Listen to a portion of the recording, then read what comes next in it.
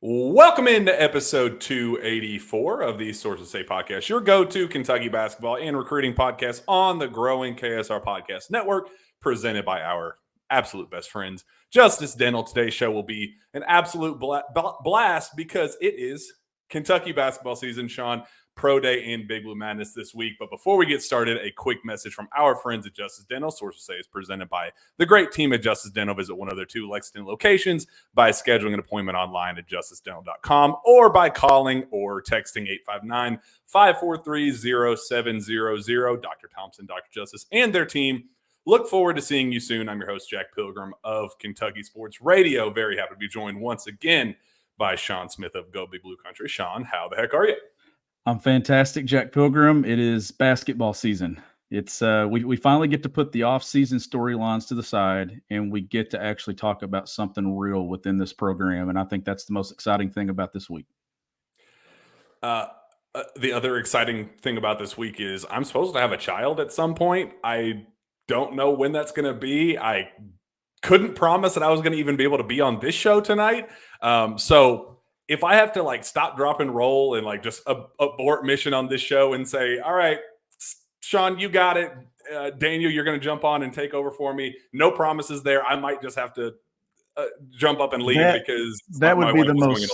That would be the most Sources Say thing ever, right? Is you have to rush out of there quickly, and not because of internet issues or go sit beside a porta-john or whatever else kind of crazy that happens within the show. But let's hope we can hang on and make it through this hour. And yeah, I'm excited for you though. I've been waiting on it. I've been waiting on the text or something.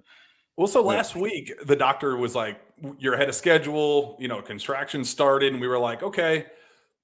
Probably something that's going to be coming in the days, like you read online everywhere. And I know WebMD is the worst thing, and it's not just WebMD, but all the you read one article and it's like, oh, the baby is actually out already. Like you just don't realize it.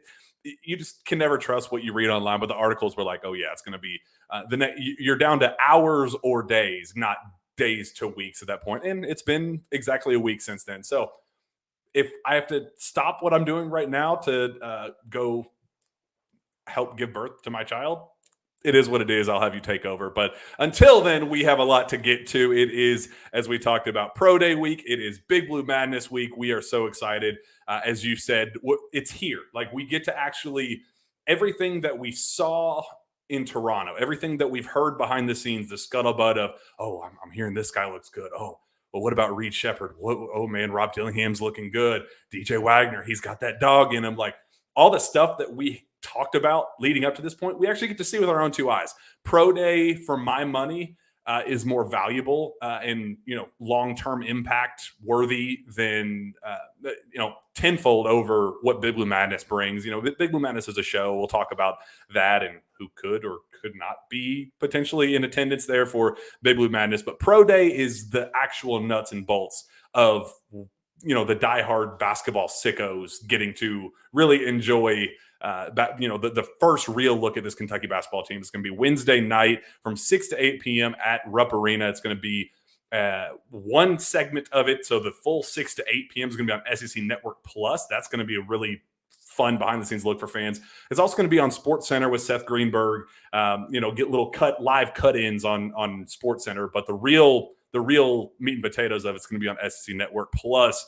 So if you cannot be there in attendance, Shawn and I will be there in attendance. But if you can't, make sure you're tuned in to SEC Network Plus to see your first look at the Kentucky Wildcats. Yeah, you were talking about the basketball people, and that's the one that I'm excited about. It's Pro Day. I get more excited about Pro Day than I do Big Blue Madness, because in Big Blue Madness, you get cool intros, you get a dunk contest here and there, but you get a scrimmage that really has no substance to it.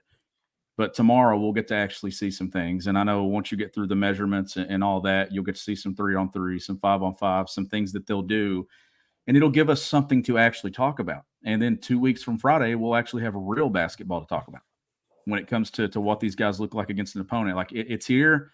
It's in the middle of football season. This is where it starts to overlap. There's a ton of content coming your way. But Kentucky basketball actually gets this thing started here in about 3 weeks. Champions Classic just around the corner. We get to see this team against the number one team in the country. Jackets coming quickly.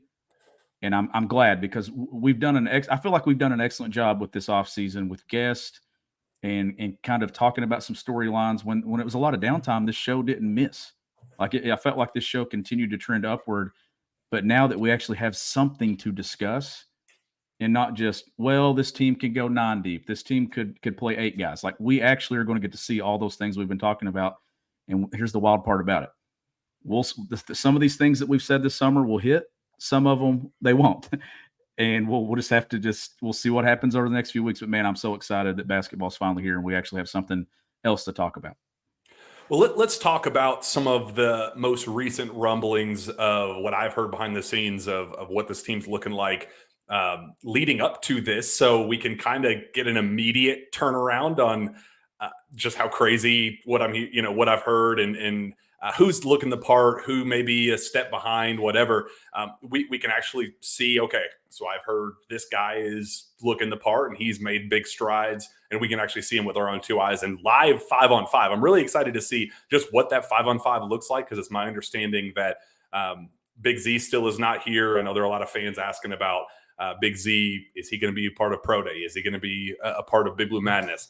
I would kind of unofficially list him as doubtful for tomorrow at Pro Day.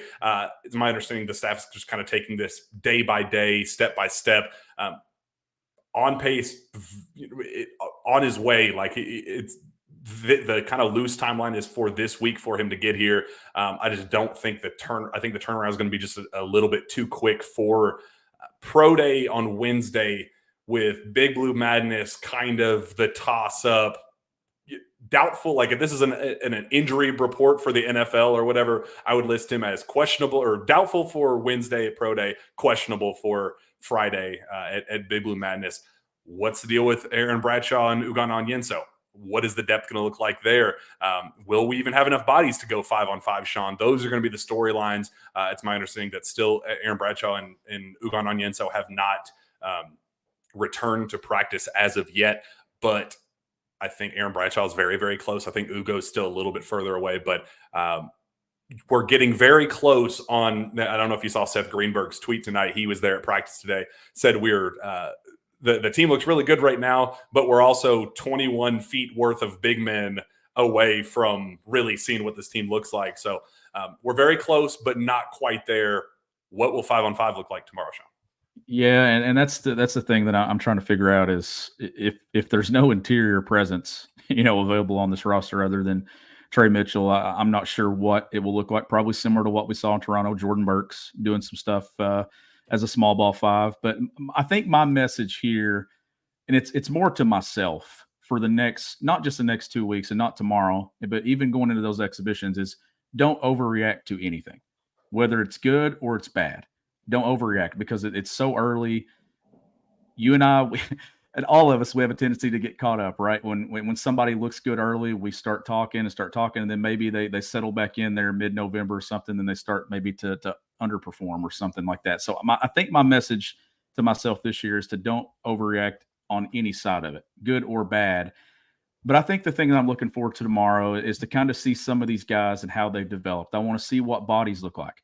I mean, you can see pictures and things, but we're going to get to see it with our own 2 eyes tomorrow night. And we're actually getting to go to Pro Day, which is something that, that's different within what Kentucky's been doing on the media side of things since Pro Day became a thing. But I want to see this backcourt. I want to see guys like Rob Dillingham, who we've heard some good stuff out of these early practices with. I want to see Trey Mitchell some more at that 5 spot. But definitely don't overreact to the things that we see in the shooting drills. I think we've done that in the past, but I want to focus my attention more on the 5-on-5 and just how together these guys look, because here's the difference, Shaq. They've had some gameplay this summer. They've had some practice this summer, but now we've had 10 plus practices, and let's see what they look like with more time under their belt here. But don't overreact to anything, positive or negative. Give it a few weeks. I'm really excited to see just the growth from what we saw in Toronto. And, if these guys, who has made real strides from what we saw? All eyes are on Rob Dillingham for me. He's the guy that I have heard not once, but twice in back-to-back weeks to start the beginning of preseason practices. I've heard he's been awesome. He came back from Toronto and went out of his way to gain weight. We've talked about how he just wasn't comfortable getting to his spots the way that he was in high school. And he said, you know what, I'm going to go out of my way, put it upon myself to add weight. He's added 13 pounds since that Toronto trip. And that was just, late August at that point. So, I mean, he's had a whole month since then. It could be even more than that. I haven't gotten into the specifics of that, but I'm excited to see what his measurements look like with that. If he's, a firm 180 pounds or maybe even more potentially, that's going to be something I'm keeping a very close eye on, because the reports on Rob Dillingham in the last several weeks have been very, very positive. Just a different dynamic in the backcourt that gives you something different than Antonio Reeves, DJ Wagner, Reed Shepherd, those guys. He's just there's a level of flair to his game, and he can score in ways that nobody else on the team can, and that's something that you got to figure out a way to unlock. And he has been doing that in practice. How is he going to look in a 5-on-5 setting in front of 30 NBA teams, front office personnel, scouts, those guys? I'm really looking forward to Rob Dillingham. I've heard really good things about Adu Thiero, that Adu has just kind of made up for maybe the lack of skill and shooting that we've seen. Kind of like, okay, well, if he's going to make that next jump, he's got to be able to do X and Y. Where he has made up for that is diving for loose balls, being a pest on defense, that strong physical presence, blocking shots, doing those little things that I had somebody tell me, keep a close eye on how scouts respond to Adu Thiero, because he's physically somebody that will be very intriguing to NBA scouts in attendance. So those are the two names I'm keeping a very close eye on tomorrow, on top of the obvious DJ, Justin Edwards. The name brand freshmen obviously are exciting, but those two in particular, Adu Thiero and Rob Dillingham, those are the guys I'm watching closely tomorrow. Yeah, and did you see Seth's tweet about 40 minutes ago that Big Z will be on campus Thursday? I did not. Yeah, somebody put it in the chat, so I went and looked. I think Zach put it in the chat there a moment ago. That I guess that Seth asked. So there's that happening in the middle of the show. But no, I think you're right about Rob and some of these guys too. And this is an opportunity here where the spotlight's on them, right? And my thing would be, I hope that none of these guys put pressure on themselves tomorrow, that this isn't their only opportunity to have eyes on them. They're going to have 34 plus opportunities when the regular season starts and things. But this is going to be one where the lights are on them. They're in Rupp Arena. They're on TV, NBA scouts all around the floor. It'd be easy for some of these guys to press. And I'm hoping that they look relaxed tomorrow. And I think that that's something that kind of falls with John Calipari. He does an excellent job with this event every single year. The staff does it, just turning it into practice. The things that they're going to be doing, other than the measurements, will be things that they do in practice every single day. And I think that's going to be the transition here to get this to be a successful event. You mentioned Adu. Don't be shocked. I think Adu could be one of the guys that measures out well on some of those things. And I think that could show up in some areas, but I'm with you. I think his aggressiveness and some of the things that he does, I don't know if Kentucky has a guy on its roster that's like him, that can do just a number of different things. He's not their best player, but he might be one of their most important when it comes to how many areas can he affect the game in, how many stats can he affect the game in, rebounding, scoring off 2 feet. The one thing that I want to see him improve on, Jack, is his outside shot. I feel like that has to be a consistent thing for him this year to be able to get minutes on this roster, but he's going to get some minutes early as these guys that are coming in at that 5 spot start working their way in. When Kentucky goes small, it'll go a little bit bigger with Adu Thiero. Word of advice to those around the basketball program and maybe people setting up for Big Blue Madness: have a legitimate presentation for Z. Like, have him come out from the ceiling, the rafters of Rupp Arena, the way John Wall did, and like give him not just to bring him in last on the stage, not any of that.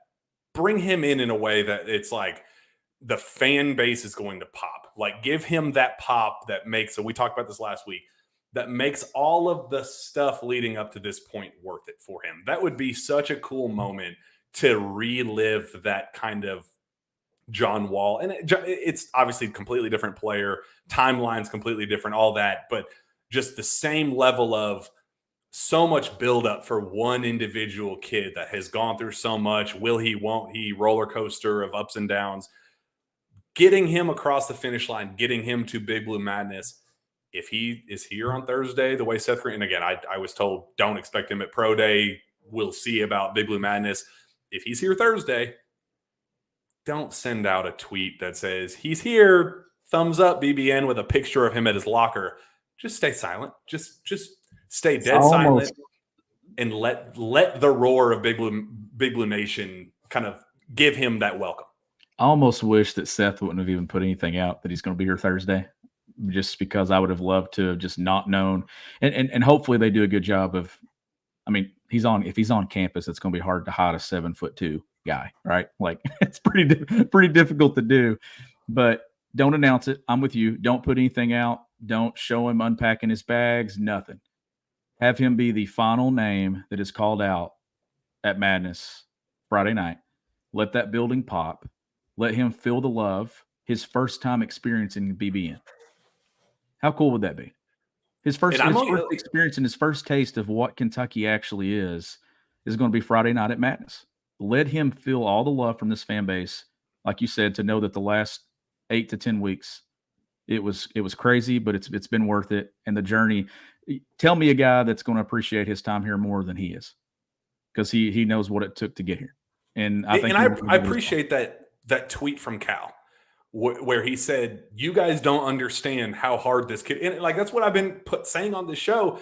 This kid worked his ass off to get to this point. The staff worked their asses off to make this happen and let this product, the fruits of their labor be finalized and presented to Big Blue. Like, don't put in all that work and come out with this massive reward and then have it just turn into a random picture tweet of "Welcome to Lexington, Big Z. So excited to have you here." It's like, no, man. Like, you guys worked really hard to get to this point.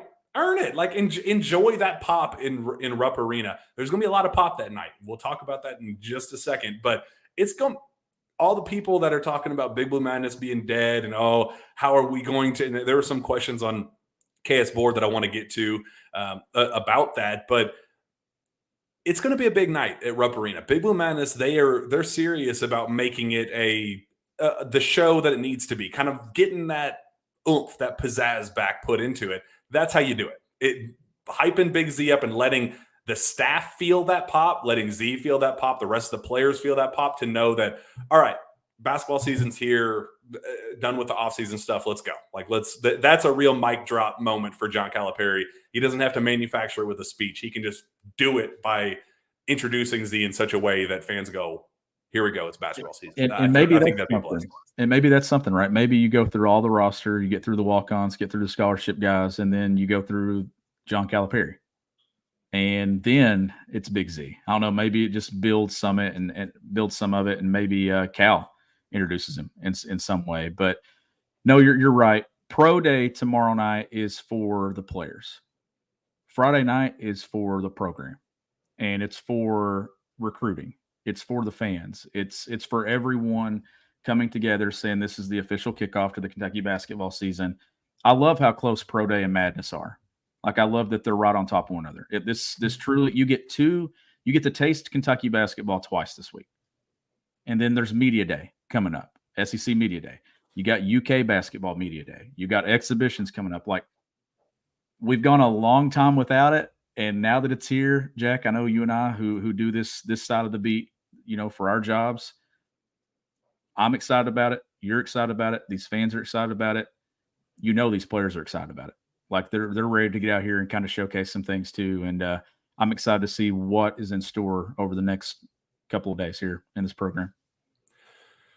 So I would not be shocked if there are some surprise visitors, some surprise, very important guests in John Calipari's very deep Rolodex making their way to Lexington. I think that's going to be something that they're going to take pride in.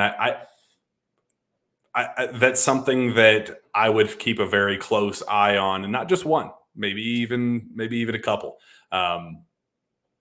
Some names that I think would make the high-profile recruits in attendance very excited, and potentially even their parents. I think that would be a mix of generations, I think would be a great way to put it. And I think it's a great idea for John Calipari, assuming no holdups. I'm assuming, if they're on the schedule, there's not going to be any snags with that. But I do think that fans should expect guests. I don't want to reveal who those guests are because that's part of the fun. I wanted to be surprised. I wanted to be fun and build the hype and the suspense for this event. And fans have been complaining about Big Blue Madness for years. I hope that this is the one that people go, there it is. That's what we've been missing. That was the undercanter. That was the John Wall dance. That was the La Familia with 40 former UK players on the stage. One of those types of moments. I hope that we get one of those on Friday, and I think that we're trending that direction. Yeah, I think it's going to be a good night, and I think Kentucky definitely has some exciting things planned, and we know that Madness kind of got watered down there for a little bit, right? Like I don't think either one of us would deny that, and it's one of the most important nights of the year just because of recruiting and how it showcases your program and the cool things that you do. And if Kentucky's going to flex itself and be the coolest program in college basketball, it has to do it every opportunity it gets. And this is one where some planning can go into it. And hopefully it goes the way some things that you're kind of dropping hints without saying anything too much. But hopefully come Friday night around 11 o'clock midnight, we can all look back and say, wow, Kentucky really hit a home run tonight when it comes to marketing and PR and the guys on the floor, Big Z getting announced, and give us a lot to talk about next week when we come back in here. A lot of recruits there too. I mean, this is an opportunity. Darren Peterson, the headliner for My Money, Darius Acuff's going to be there as well. Caleb Wilson. There are a lot of guys, and even just in the state, Jasper Johnson's going to be there. Travis Perry's going to be there. He told us on radio last week that he's coming up on a decision here in November. A lot of guys that are, name brand kids that will value a really important Big Blue Madness experience and one that is very memorable. Like this could be an event that moves the needle for Kentucky basketball. And I think that they're working diligently behind the scenes to try to make that happen. So that's something I'm really excited for, to see what the recruit reaction is going to be, especially with so many important visitors here as well. Yeah, it's a big night. And like I said, recruiting, this is your opportunity to just showcase your program and go all out and give them an experience that they won't forget. And it's one of these things that I'm hoping Madness is being talked about the way some of those all-time great moments were. And you have one that's going to be fun, and Kentucky puts something together, swings for the fences, and just knocks it out of the park, because that would get this fan base even more excited about what's coming here in a few weeks. You know what I'm also excited about? The fact that it is fall weather. The temperature has been just so beautiful to walk outside, and the sun's shining, but it's also like a brisk, cool fall air. To make my Bird Dogs pants that I've already said that I love playing golfing in and just hanging around the house in the nice AC, now I can actually go outside and really enjoy them, and I'm thoroughly enjoying that. Bird Dogs makes you look good. Their stretch khaki shorts and pants are designed to fit slimmer through the thigh and leg, giving you a truly sculpted look. Bird Dogs shorts do the exact same thing as Lululemon, but fit way better than regular shorts and pants that are made of stiff, restricting cotton. They fix this issue by inventing cloud knit fabric that looks just like khaki but stretches, so you get a way slimmer fit without having to sacrifice movement. And they use anti-stink sweat wicking fabric that keeps you cool and dry all day.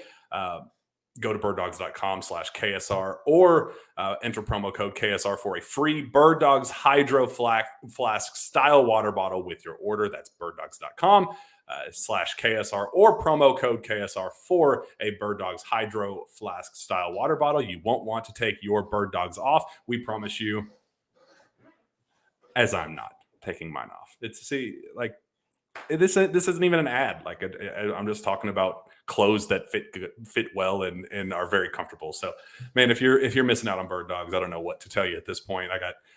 I've had several people reach out, friends, people that listen to the show that go, "Hey, like I know you sell Bird Dogs on your show and like it's a promotional thing, but like I would get this even if you didn't tell us to buy this. Like it's just something that you just got to get and experience for yourself. It's awesome. I promise you will enjoy that. I will also promise that you will absolutely enjoy Gametime as well. I know you've been stressed about buying tickets, Shawn. So many different events and things, baseball games, basketball games, football games, just dealing with Kentucky football tickets in general. Sometimes you just need an ease of use product that you just a mindless ticketing experience. You don't want to deal with the hustle and bustle of things and dealing with different fees and different lack of use things. Like, you don't want to deal with all that. That's where Game Time comes in. You should not have to worry about buying your tickets. Now isn't the time for guesswork with killer last minute deals, all in prices, views from your seat, and the best price guarantee. Game Time does all of the hard work for you. Game Time has deals on tickets right up to the start of the event, and even an hour after it starts. It is the place to find last second deals, find exclusive flash deals, and sponsor deals on tickets for football, basketball, baseball, concerts, comedy, theater, and more. Shawn, I've had several people reach out and say that they're already selling basketball tickets, like the high profile events that Kentucky's in. You can already go on Game Time and get that done. So you can go get it. Like, Kentucky basketball season is here, and now you have actual ticketing opportunities for you through Game Time. I know you're very excited for that. Yeah, Champions Classic is actually on there. I was looking the other day just to see, what all the options are. So if you've never been to the United Center and you're wanting to go watch Kentucky and Kansas, you can literally get on the app and get the view from your seat and get an idea of where you want to sit that night. So yeah, there's tickets on there. I think you can even get Big Blue Madness tickets if you don't have them. I'm pretty sure they're on there as well. So Game Time is the only app to use. Someone that actually went to the Georgia game over the weekend, they used the Game Time app to get into Sanford Stadium as well on a last minute ticket to get in there. So it's so easy. I wish their experience was better. I'm glad that the ticketing experience was so good for them, because the actual game experience certainly was not. Getting barked at and watching Kentucky get absolutely curb stomped, that was not very fun. But nonetheless, make sure you go to Game Time. Get the Game Time guaranteed means you will always get the best price. If you find tickets in the same section and row for less, Game Time will credit you 110% of the difference. Take the guesswork out of buying tickets with Game Time. Download the Game Time app, create an account, and use code KSR for $20 off your first purchase. Terms apply. Again, create an account, redeem code KSR for $20 off. Download Game Time today. Last minute tickets, lowest price guaranteed. We have several questions to hit, but none more important than our KS board question of the week, Sources Say edition. Let's go on and bring our special guest in, Daniel Reeves. Daniel, what's going on, buddy? What's up? How are you guys doing? Good, man. I appreciate you coming on, and looking forward to continued run of awesome questions, man. We've really enjoyed doing this and having fans come on and ask questions. So you're next up. What you got for us? Cool. So kind of the discussion question. A video came out the other day of DeMar DeRozan throwing a football. He threw it 40 yards on a rope. It was pretty athletic, pretty cool to watch. But so what former UK basketball player would make the best quarterback? And that's not exactly to say that IQ would mean a lot. I know everybody's going to say point guard as a safe answer, but what do you guys think? I have a pretty strong one, Shawn. Do you have one to throw in there? And no Willie Cauley-Stein. You cannot include Willie Cauley-Stein. No, he's the wide not allowed receiver. Yeah. I know, but I'm just saying, we've heard over the years Willie Cauley-Stein is the football player. He's off limits, Shawn. Do you have a go-to guy? So I'm going. You and I. Let's see here. When I saw that this was the question, I'm going to go James Young. Lefty, smooth release. I can see it now, about 6'5", 6'6". I can picture him in the pocket making some plays. And he was always calm, cool, and collected. He was never a guy that was rushed or felt pressured. He was always a guy that he was who he was, and I feel like that's really valuable, especially what we're seeing right now on the football field. Having a guy that is relaxed and calm in the pocket. I definitely think that interesting answer. That was definitely not a path that I was going down. I'm going with none other than Cason Wallace, and I'm going to cheat with this one because I know Cason Wallace played football in high school, and I know he was really, really good at it at the quarterback position, but he was also an absolute dog at safety. So I'm taking the two-way threat in Case and Wallace because I have seen film. I actually wrote an article about it on KSR. I've seen the film. His dad sent me film of him in high school and in late middle school before he took that jump to 6'4", 6'5". He was an absolute dog on defense, especially just absolute hard hitter that big physical safety presence. So I know Kaysen can play quarterback and he's athletic and he can scramble. He's kind of like that Lamar Jackson type, but he was also an absolute dog on defense. So I'm very confident in my answer that Kaysen Wallace would be absolutely him at the quarterback position. Who are you going with, Daniel? So I'm sticking with the point guard role, but I'm going like our most physical point guard or like just physically imposing, which was Andrew Harrison. I think he's got the size to kind of like not get crushed in the pocket. He's got the IQ and just got the athleticism, physicality. I think he's kind of got all the stuff. Sticking with the point guard from Texas, just like Kaysen. So.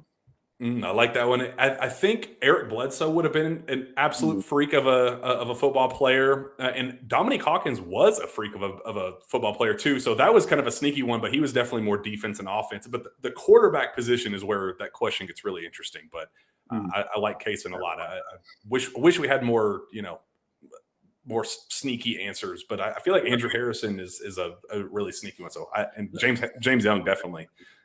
Imagine going Julius Randle and just snapping to that guy and just letting him go short yardage, just downhill runner with a body like that. Like if Cam Newton dominated the way he did in college, could you imagine, or even in the pros, could you imagine, that equivalent for an actual athletic freak in like a Julius Randle? I mean,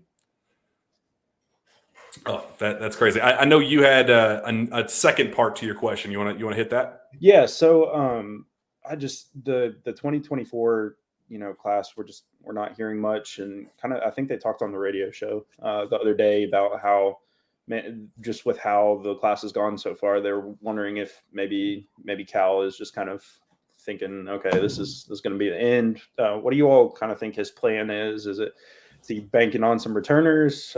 Is he thinking the transfer market's going to be pretty big, or are we just not hearing about some of these big recruits that he might get? Because I thought this year's model was pretty good, but it just seems like he's not even other than like Quaintance and others. It feels weird.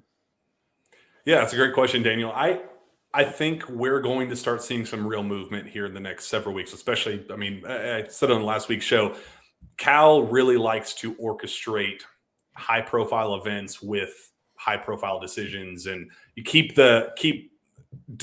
recruiting momentum at the forefront alongside Champions Classic we saw last year with DJ Wagner making his commitment around then. He likes putting those two things together, and I've continued to hear that he's going to be pushing for commitments here very, very shortly. I think Kentucky's in a really good spot for Jaden Quaintance. I think he's the type of guy that you kind of anchor a class with and build everything else around him, because his potential for my money is higher than anybody else in the class by far. And if you could put him next to a Darren Peterson, who it will be on campus this weekend, Kentucky's making a strong push for him, and he's going to be very likely reclassing to 2024. Having those two guys as your superstar headliners, two top 5 recruits in the nation, then you can start getting creative. Billy Richmond, if Boogie Flan wants to come, it's neck and neck with Indiana there. That's where you start building complementary pieces around them, kind of like what we saw with this class. You get the headliner, you get Justin Edwards, you get DJ Wagner, and then you can kind of pick, okay, Aaron Bradshaw was at the top of their priority list, but there are other centers that they were going after. They got to pick kind of who fit best with the main core group that they got. Rob Dillingham fit that mold. Reed Shepherd fit that mold. So I think it's going to be kind of a similar setup. It's been slower, but I think all of that patience is going to pay off here very shortly with some decisions sooner rather than later. So it'll come around, and I think it's going to be well worth the wait. Good deal. I got to ask Daniel, is that a Williamsburg logo there? It is. I live here in Williamsburg. My wife is a teacher. Second grade teacher here at Williamsburg. So go Yellow Jackets, except they're orange. Yeah, I thought that was Williamsburg. So 606 for sure. That's awesome. Yeah. Well, Daniel, this has been a blast, man. Thank you so much for coming on and asking a great question. And we'll keep this KSR question of the week rolling week after week. If you want to keep coming back on this show, keep asking awesome questions, man. We love to have you. I appreciate it. Have a good night, guys. Thank you. Great stuff, man. That's turned it into one of my favorite segments because the questions are always really, really good and creative. Like, it's one thing to just go on there and ask, what's the latest with Jaden Quains? What's the latest with Boogie Flank? But I like the really creative ones that make us think a little bit and kind of think outside the box. It's a lot of fun to get questions like that, Shawn.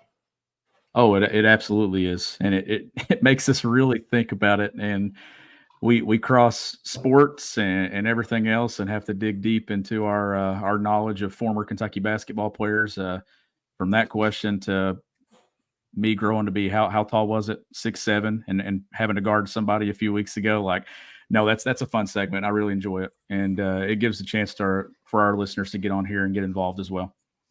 Joe brought up Oscar Tshiebwe as a possibility in our comments about at quarterback. Could you imagine trying to tackle Oscar Tshiebwe and what that would even? I don't even know what poor soul would have to, like, seeing the way he dominated on the basketball floor. Like, I couldn't imagine seeing that physicality actually put forth in a full contact sport in that way. Like, especially at the quarterback position where you have to take down a 6'9", 255-pound absolute freak of nature. So I got a question for you before we get into some questions in the comments. And I've seen it popping up a couple of times here. Kansas this week. Any vacated wins you think coming down the pike here? How about that? Yeah. Like, is Kentucky going to be the all-time leader in wins again pretty soon? Like, there we go, Richard. That's what brought my attention to it a second ago. But what do you think? Like, or is it going to be just another one of those, oh, here it is, but nothing be done? Like, what will it be? It's not going to be anything this one's significant, different, right? When it comes this to one's different because they've never had a 5 level 1 violation situation like this. Like, this is something that the NCAA, again, I don't trust them with. I don't trust them as far as I can throw them. I mean, the NCAA is pathetic. They're a joke, and I don't think that they will actually, when push comes to shove, punish a program of Kansas caliber. There's that saying that as Kansas gets off the hook, Cleveland State's women's tennis program gets put on probation because that's how the NCAA operates. It's going to be the same thing.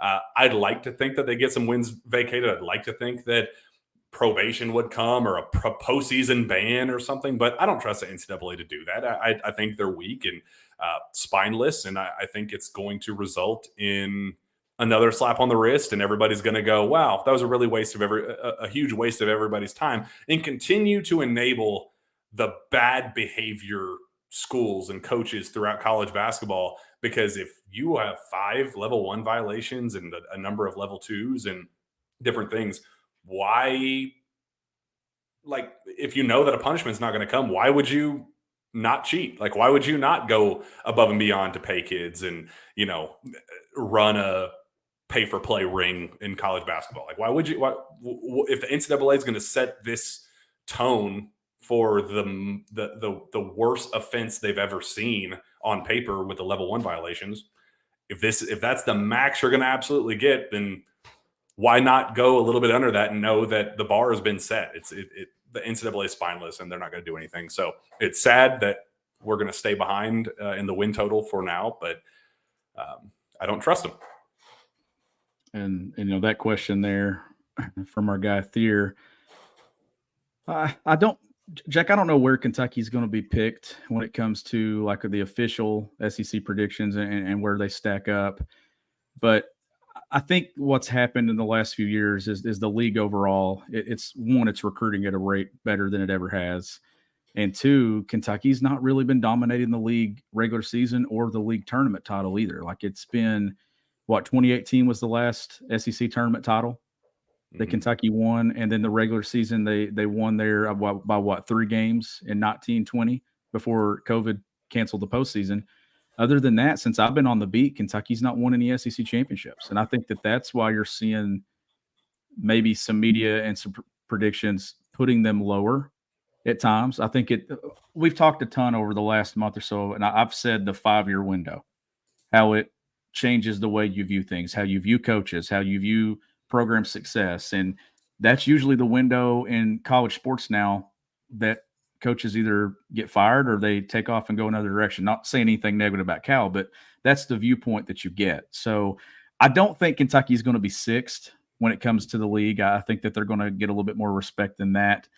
But this is a league top to bottom, and ESPN put out the predictions and way too early rankings. They're 15th in that poll, but 10 games versus teams ranked inside the top 25, and then Florida just outside with 2 and Auburn just outside with another one. So it's going to be a challenging league this year, but I do think that Kentucky basketball needs to get back to winning the league.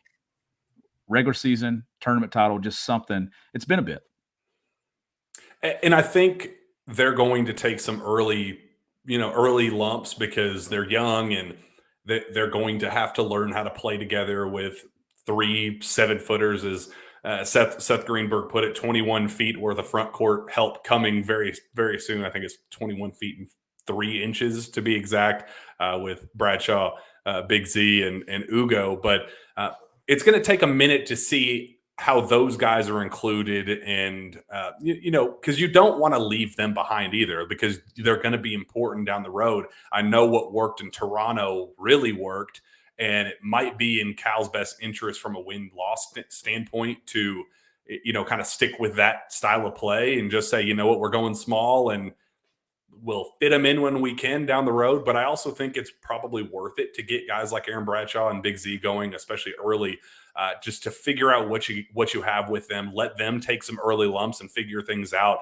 so you can lean on them when maybe shots aren't falling down the road, when turnover issues are there. You need a guaranteed presence down low. You can throw lobs to Big Z, or let Aaron Bradshaw do some dirty work down low, or let Ugo block shots and be kind of an anchoring presence down low as well. Like, I think you're going to need them at some point. Probably best to just kind of work through some of those rotation issues and just kind of get things figured out early, even if it means taking a couple early lumps, if it means the long-term success is there. Yeah, and this, I still think that 15 is probably where they're going to be at in that preseason AP poll. Somewhere 13 to 18 is where I think they're going to be. I don't expect them to be any higher than that. I don't expect them to be lower. If they're lower, I don't honestly, like Jack, I'm okay. The lower they go, I'm okay with it, because it doesn't matter. Like, none of it matters, right? When it comes to preseason rankings and where they are and how people view them from the outside looking in. All that matters is what do they do within this program. And they've been preseason number 1. They've been preseason number 8. More often than not, they're in the top 10. This is different territory for this program. I don't expect them to be anywhere near that top 10 when the rankings come out. I do expect them to be somewhere mid-teens, or possibly maybe even somewhere around 20. Where do you think realistically that they're going to be? And then when it comes to SEC predictions, I think they'll get some votes to win the league. I think Tennessee is going to be the one that's probably going to be the runaway favorite to win it in the media voting. Texas A&M, I'd expect them to get a couple of votes as well. But this could be a year where you see Kentucky slide 3rd or 4th in preseason predictions, and that's okay. Like, if you ask John Calipari, I think he loves it. Yeah, I prefer it. Like, I enjoy seeing Tennessee at 8 on ESPN's rankings, and ESPN saying Ugo's going to start at the center position, and it feels like the national publicity for this team is as weak as it's been in a really long time, considering the talent on this roster and considering the big names. Like, even a casual national fan, so somebody that probably doesn't dig into the nuts and bolts of every single team, but knows the makeup of most teams and know who's good, who's bad, who's this, who's that. Like, I feel like even the most casual viewer in college, casual college basketball watcher would know that, all the individual pieces are there. That's never been the question. It's about how they mesh with one another. We saw it immediately in Toronto. So you'd think, okay, put 2 and 2 together. Yeah, there's some outside pieces in Aaron Bradshaw that we haven't seen, Big Z that we haven't seen what Ugo looks like since he broke his foot before Toronto. Maybe take some early lumps, but all the individual pieces are there. You'd think that there would be more publicity and hype about it, but it kind of feels quiet, and I think that's a very comfortable position for John Calipari. He likes this so he can have that "I told you so" moment at the end of the day. Yeah, that's the thing here is we've gone on and on this offseason about how this backcourt's being undervalued, and I think that's probably the biggest talking point going in. And you mentioned there this program doesn't need any outside pressure to be added to it. The pressure that it puts on itself as a program and the tradition, the rich tradition, is what adds pressure, and that's what you want. Pressure is a privilege. Not every program in college basketball has pressure today. Kentucky has pressure regardless of where the media puts them. If the media puts them dead last in the preseason rankings of the SEC, the pressure does not change within those walls at the Joe Kraft Center. A Final Four is expected, a national championship level roster.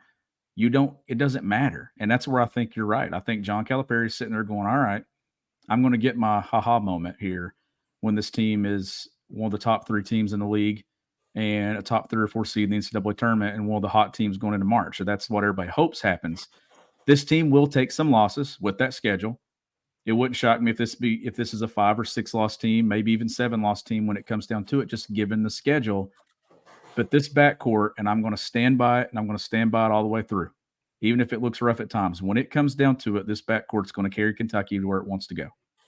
Now, where does that end? I don't know, but I guarantee you they're going to have a shot at going somewhere big as long as this backcourt stays healthy and they make shots. And I think that they got the guys to do it. You want Kentucky to be hot in March. You want that Kentucky team to be hot in March. I think the hot team in October right now is Andy Luedecke and MyPerfectFranchise.net. Andy is a franchise consultant as well as franchise owner and helps people find franchises that fit their skill sets, financial requirements, time to commit, and more. His services are 100% free, and he is here to help. If you have any questions about business ownership, you can learn more and contact Andy anytime at www.myperfectfranchise.net. Let's get out of here. Not get out of here, but let's hit the home stretch of the show with some fan questions that we have. We got a ton of really good ones. It was tough to pick that question of the week because there were so many good ones. So we'll definitely run through these rapid fire. The ghost of Pete Gillen, we've had him on the show. I feel like the questions have been good, really, really, pretty consistently every single week. I feel like he's going to be our first returning guest because they're always so good. He says, best combine measurement athlete to play for Kentucky basketball, and what are the whispers around Darren Peterson as he comes to Big Blue Madness? I think Kentucky's in a really good spot, and I think Trey Johnson today announced that he is down to Baylor in Texas.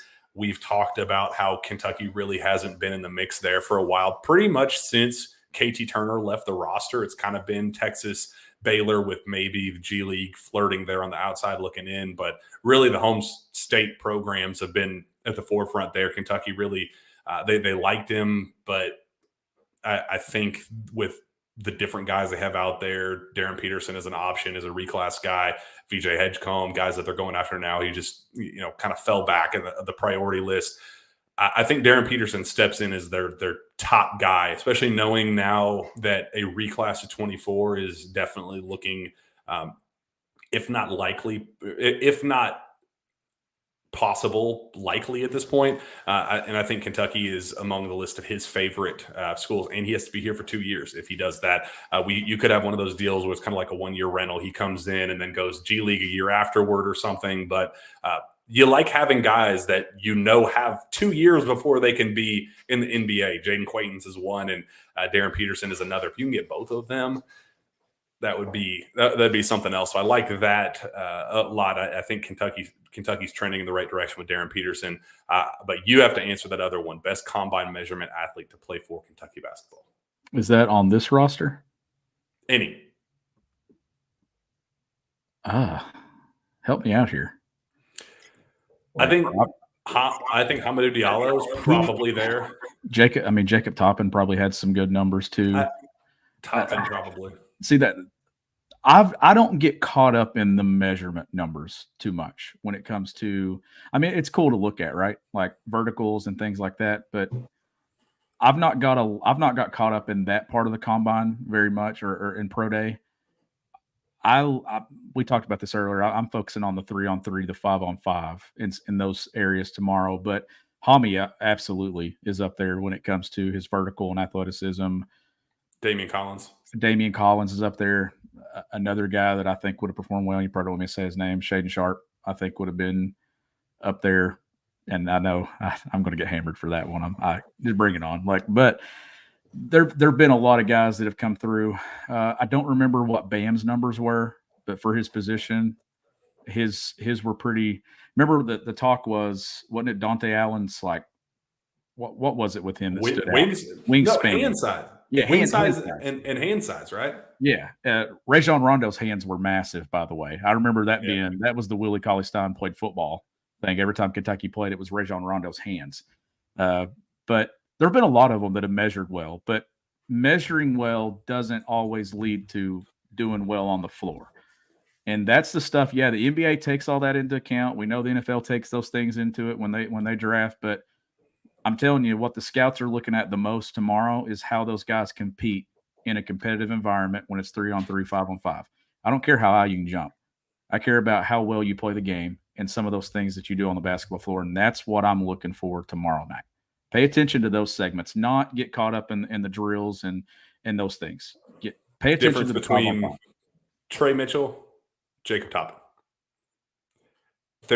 There's a reason why you're hearing so much buzz about Trey Mitchell this offseason. Put it that way. Like I think they know the pot of gold they found at the end of that rainbow with I mean, given all the circumstances, the fit at that 4 spot that they had the last 2 years in Keon Brooks and Jacob Toppin, that there were moments, but it was never that, God, we can lean on that guy to give you exactly what you want as a stretch 4, stretch big type of guy. That's where there's a lot of excitement right now about just the feel and the understanding of the game, basketball IQ, those things. There's a reason that there's so much positive buzz coming from Trey Mitchell, and it's skill versus pure athlete. And I'm gonna keep going to this. This isn't Kentucky basketball's most talented roster. It's not. When it comes to how these guys are going to be in the NBA, I don't see like generational talents just all over this roster. But what I see is pieces that fit very well together, that play well together in their skill sets, and you have a smile on your face, and I don't know if I want to know why or what. Did you see Alan Baldwin's comment?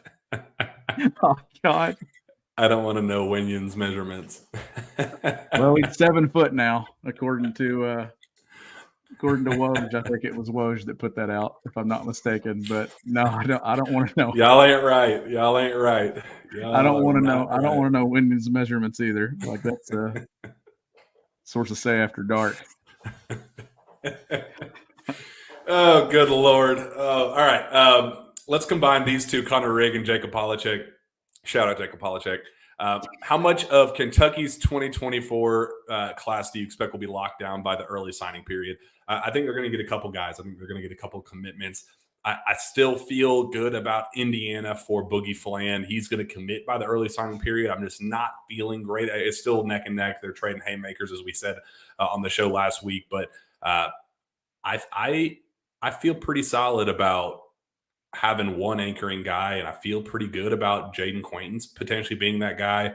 And say Billy Richmond, kind of like what Reed Shepherd was to the last class, where it's like, man, there's way too many connections there. It makes way too much sense for a guy like Reed Shepherd to be a Wildcat for obvious reasons. And I think Billy Richmond is the same way. Shawn, did you see that story with Billy Richmond's dad that came out today? I didn't see that. Dude, Billy Richmond's dad, who Billy Richmond Jr. played at Memphis under John Calipari, he is a business owner down in Memphis. Pours his blood, sweat, and tears into the Memphis community in that area and the school. He said on I guess some Facebook posts that got put out there publicly that he has been donating regularly to the Memphis basketball program and trying to contribute to his former school. But he said that kind of, but not really confirmed, that Billy will not be playing at Memphis, who's the hometown school, which is pretty big news. He said, so they just lost Curtis Givens, another high-level 4-star recruit. They just lost him. Kind of there's a moment that Penny Hardaway thought that he had him locked up. And the way he worded it was kind of like, well, actually, I think I have the quote right here. Let me read it right now. He said, I'm just going to say this. Just because Penny does not get Curtis Givens or Billy Richmond does not mean he's lost his mojo. You guys are funny and have no clue. I love the Tigers as a former player in Memphis until I die, but this fan base is delusional. And he's talking about the NIL and why the NIL situation isn't great in Memphis. He said, the truth hurts sometimes. I've given money to the school, did NIL deals. So it's hard hearing and seeing the complaining about things the common fan has zero clue about, but chirping. Have you guys donated toward NIL to put to better position with these top recruits? Have you donated anything outside of your opinions? I will wait. We can't compete with the big boys until people like yourself with lip instead of hand to pocket change your behavior. Too much talk, no money. No, that kid's going to Memphis. No, I don't. I don't think he's going to end up at Memphis at all. No, I missed that today. No, that's. I think you can pencil that one or draw a line through that option. Like LSU has felt good about Billy. He's taken a couple more visits. I think Kansas and Alabama are next up on the list, but there's just way too much pointing to Kentucky here. Like it just would make way too much. It would make zero sense for a guy like Billy Richmond to go anywhere else. And having Aaron Bradshaw here, having DJ Wagner here, having Kareem Watkins, having his dad playing for John Calipari, the trust factor there, like it would be an absolute upset of the century if Billy Richmond did not end up at Kentucky. So I feel good that they're going to push and get that done during the early signing period. And just watch out for a guy like Jaden Quaintz, because Cal loves to swing for the fences and get at least one guy to kind of anchor a class to get things rolling and who people want to play with. And Jaden's one of those guys. So I'd put 2 and 2 together there. And that's kind of where I'm leaning for the start of the class. Finish of the class, like I said earlier, I think it's, people you build around with that. I think they like to get Darren Peterson. That might take a little bit longer. He might reclass up early and then decide later on where he's going to go to school as he takes more visits and all that. But things are going to start ramping up. Just be patient and let the process play out. It'll be all good in that regard. Wildcat's Tongue says, if you were the creative director behind Big Blue Madness, what is one change you would make to the event, Shawn? And that's a really good question, because here we are talking about how it needs to pop more and things. What would I make?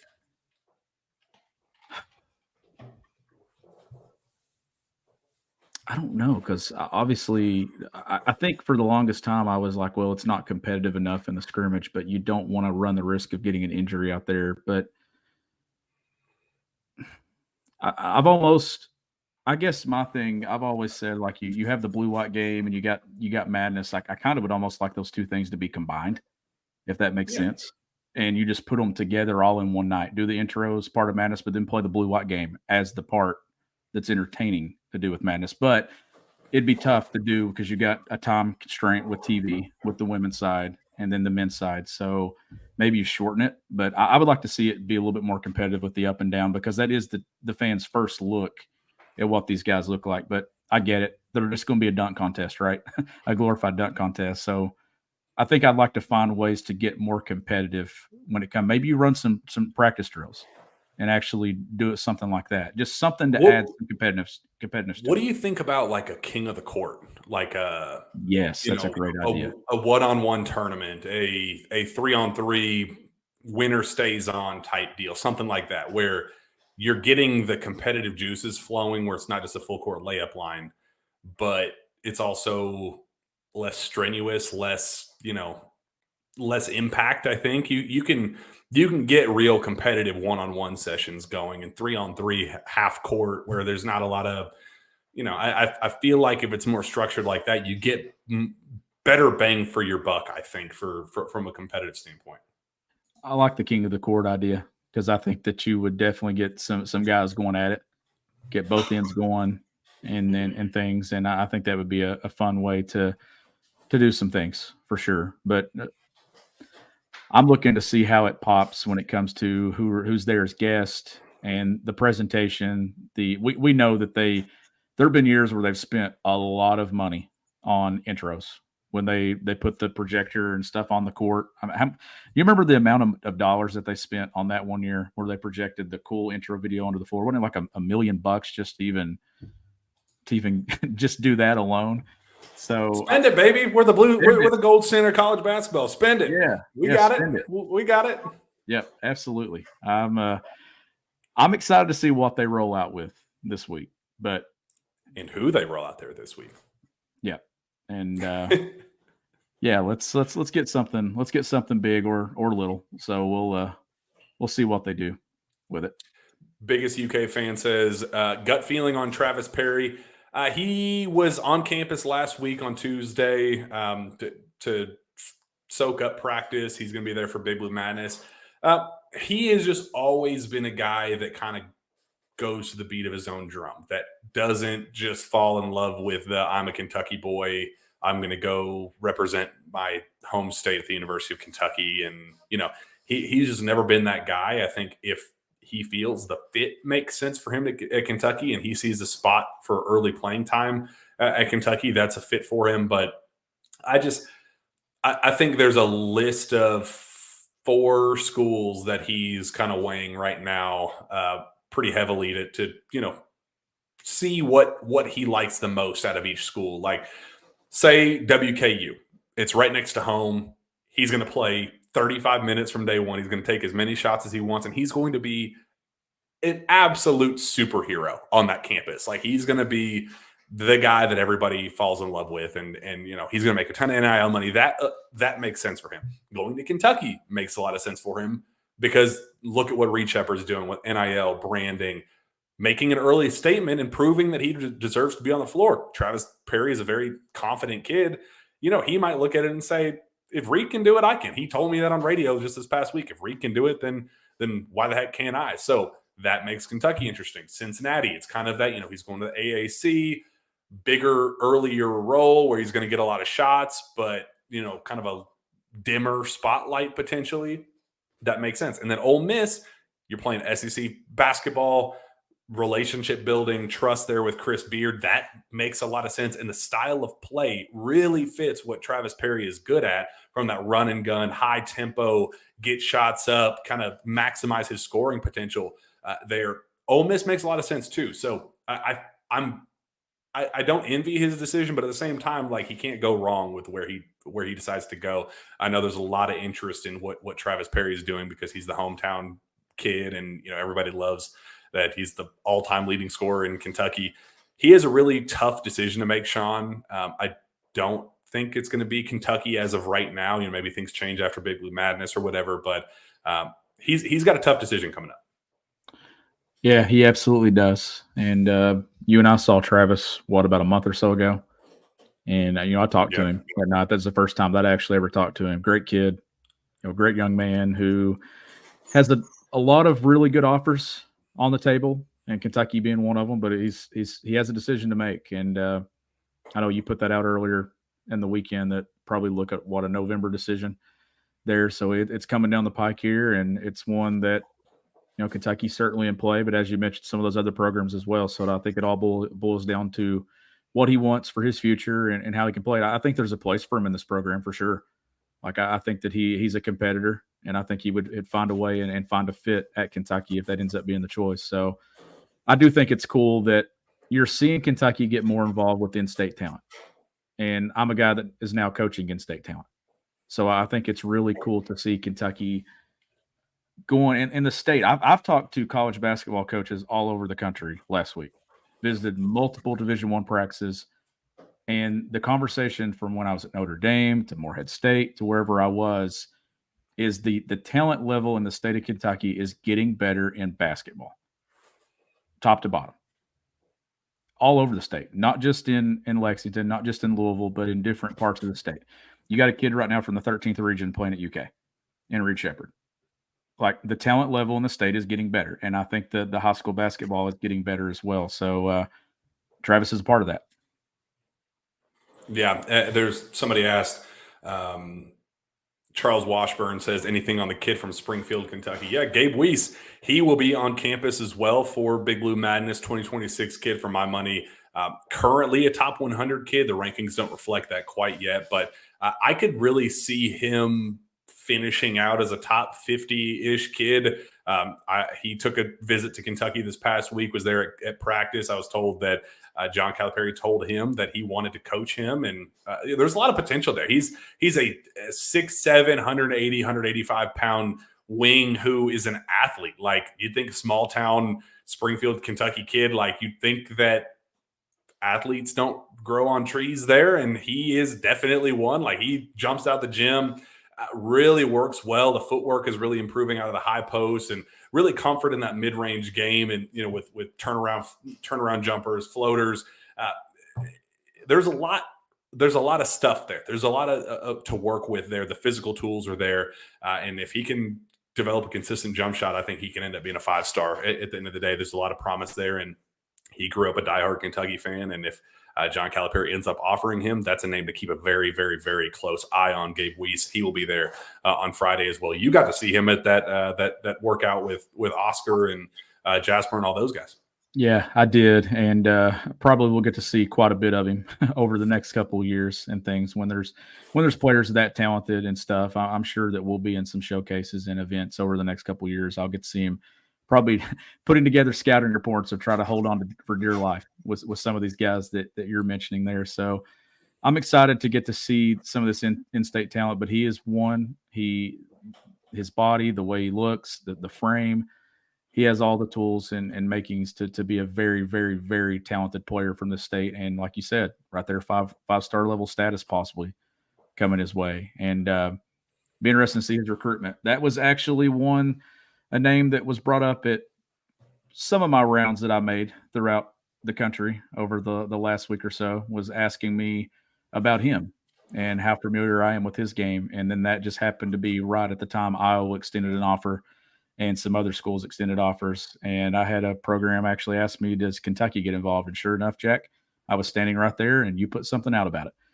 So some of that timing that we talk about. But yeah, like I said, this state is getting recognized more, and you see D1 coaches coming in and evaluating talent, I think, at a higher rate than they have in the past. And that's a good sign. Yeah, absolutely. Let's go rapid fire here to wrap up the show and get out of here. RP223 says, any chance Cal could swing for both Jasper Johnson and Darren Peterson for the 2024 class?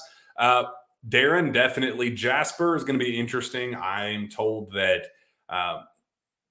a return to Link Academy for another year is unlikely, because things are going really well for him out there. It's a great opportunity for him. I'm so happy that he's out there, but I think post-grad rules will limit him from making a return there. So his decision, his options will be reclass up back to his original class of 2024, or return to Woodford County for another post-grad year, which, like, at that point, what good is that doing for you long-term physically? Like, he could do it, and the connection's there with dad, and I wouldn't blame him for doing that. But, like, I think if he's going to be at a place like Kentucky, the strength and conditioning program that you're going to have with Brady Welsh and the people around, playing against 5 stars and, dudes of high school recruiting, why not do that instead of try for another year of high school? If there's, you're graduated, he's graduating in the spring, there's really no reason for him to do that. So I think he's battling internally about, am I physically there yet? He's thin.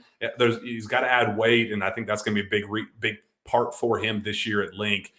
But if he's physically there and he impresses on a national schedule, like people expect him to do at Link, I just don't think there's a reason for him to stick around unnecessarily in high school for another year. So we'll see what happens there, but I do think Kentucky could make a push for both of those guys in 2024 for sure.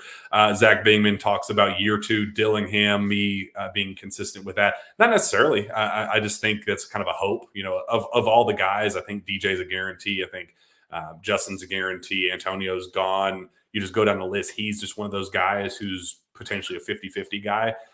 So I'm not expecting it, but I just think it's something that you secretly hope that he's good enough to contribute to a national title contender right now, but maybe not excellent to be a lottery pick or something where the intrigue, he's a high profile kid, the personality, social media following, he's going to be able to make a ton of money with NIL. Maybe he sees, rather than going second round this year or something, middle of the second round, returning for another year in a weaker draft class and potentially doing that. I think it makes a lot of sense for him, but we'll see what happens there. If you watch the movie Hustle with Adam Sandler, Anthony Edwards says he went to Kentucky.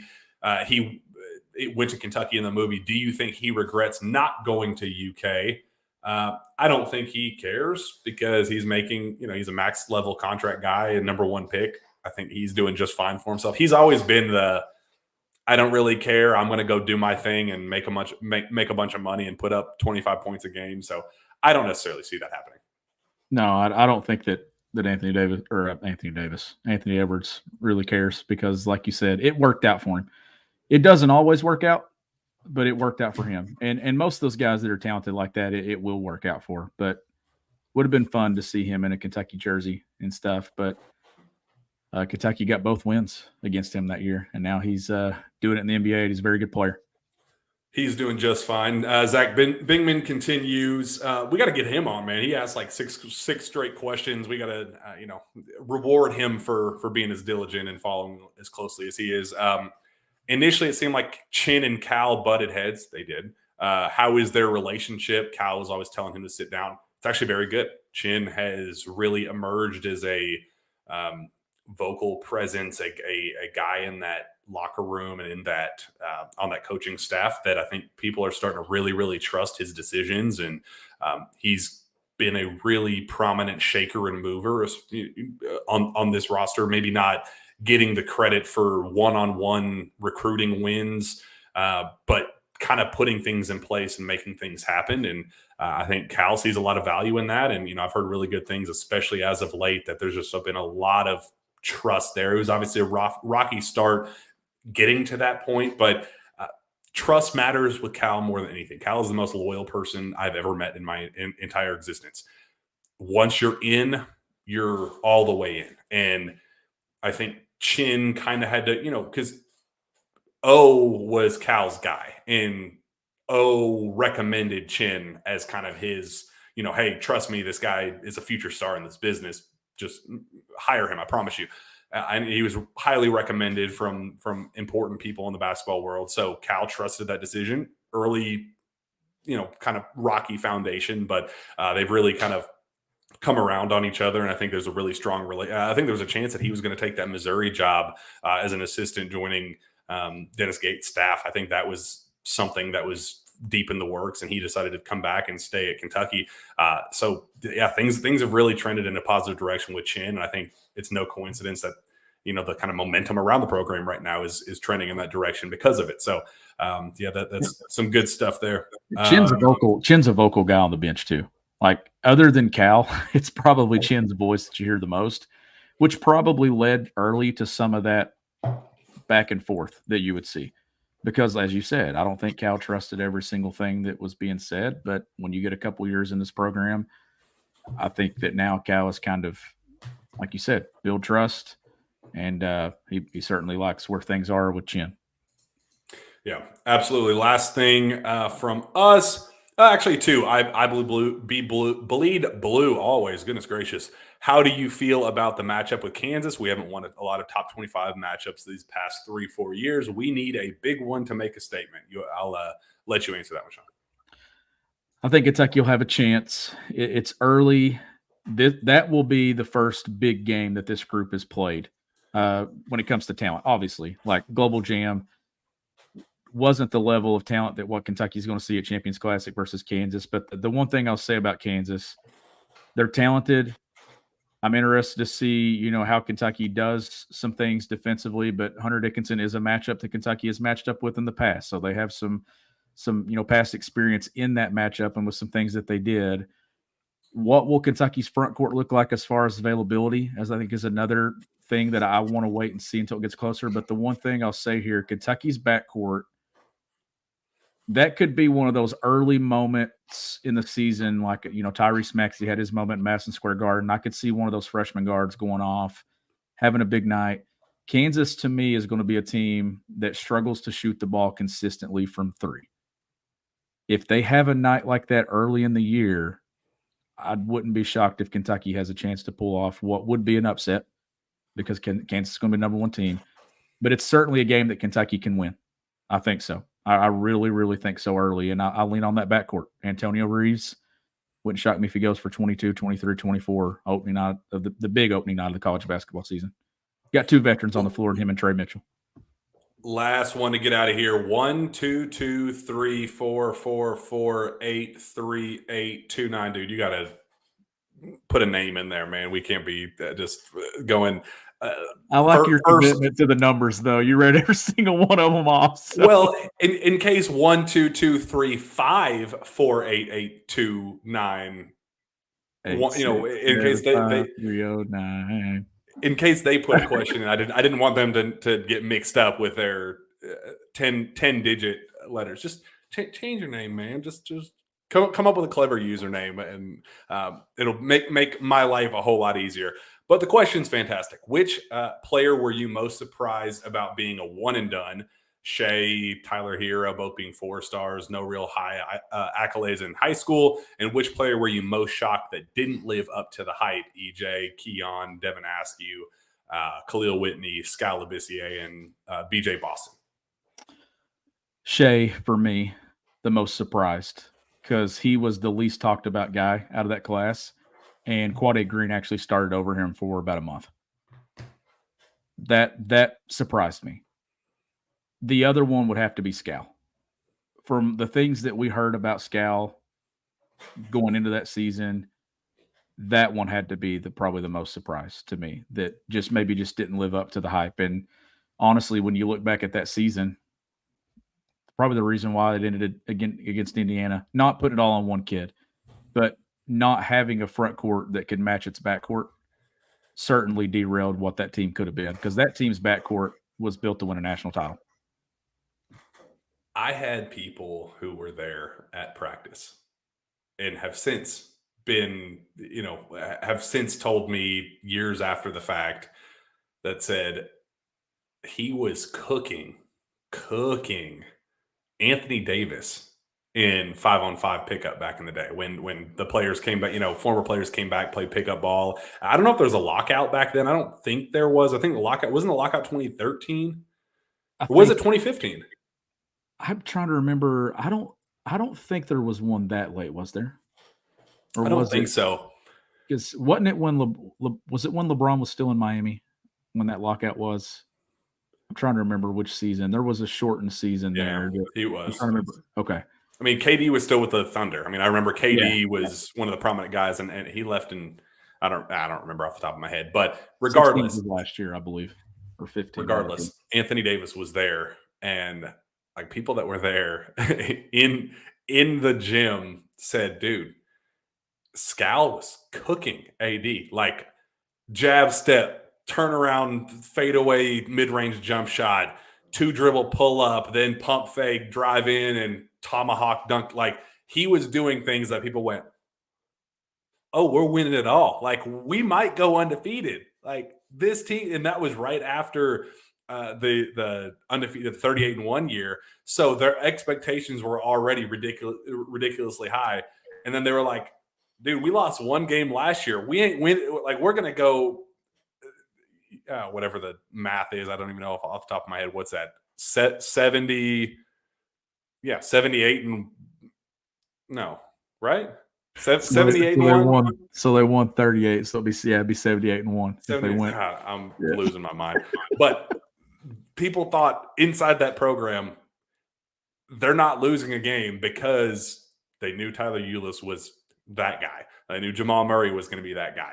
If Scal could have been that guy, deuces. Fortunately, that's just not how it unfolded. And there are no guarantees in sports. None. Indiana happened. Yep. No guarantees in sports. Frustrating. And then so he was the one that, well, I'd say BJ Boston, because I didn't get to see Scal with my own 2 eyes in high school. BJ Boston was a guy that I saw in 2025 live events in high school, AAU, NBPA top 100 camp. Every different all-star event, high school, grassroots, I saw him in every single setting, and he was as consistent as it gets. And he was a guy that I thought there was no shot that he would be a bust, that his fail rate was just insignificant, like no chance that he was going to fail. And he did. That was one that really, but there were so many factors that went into that year, and it was just a disaster. So, that one was what it was. But I'd say the one that surprised me about being a one and done the most, I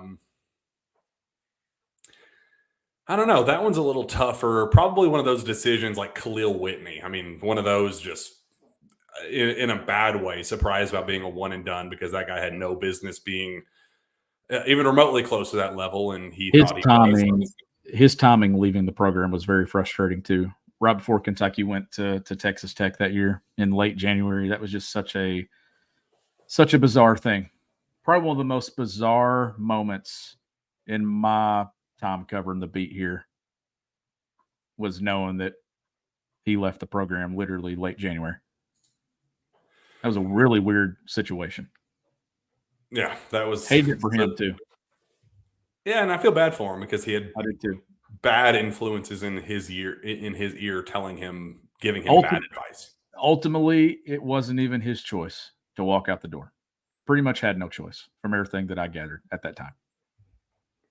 Yeah, it wasn't on Kentucky's end either. So, no, I feel bad for him, and he's living in the G League right now. I hope wish him the best, but unfortunate, it is what it is. All right, Shawn, let's go ahead and get out of here. We're hour 20 minutes into this thing. It was a blast. I always enjoyed doing that. It's basketball week. We got a lot of content coming. Pro Day on Wednesday, Big Blue Madness on Friday, plenty of news, and then from there, I'm going to have a child at some point. I don't know when the hell that's going to happen. It could be tonight. Thank God we got through this show without the water breaking. So we'll see what happens there. Maybe I'm here next Tuesday. Maybe I'm not. We'll see what happens. I think next Tuesday is actually the due date. So probably not if I had to guess, but we'll let you know. We will have shows no matter what. If it's not me, it'll be somebody else. We'll get to the bottom of it. We might have guests. We'll get it all figured out. But appreciate all of our fans' patience with getting us through this, and basketball season here. We're very excited for it, and I know you guys are as well.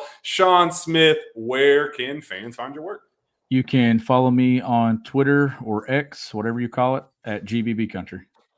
Find me on Twitter at Jack Pilgrim KSR. Reach out to me via email, jpilgrim@KentuckySportsRadio.com. With that, we'll be back next time for another Jam Packed Sources Say podcast. We will see you then.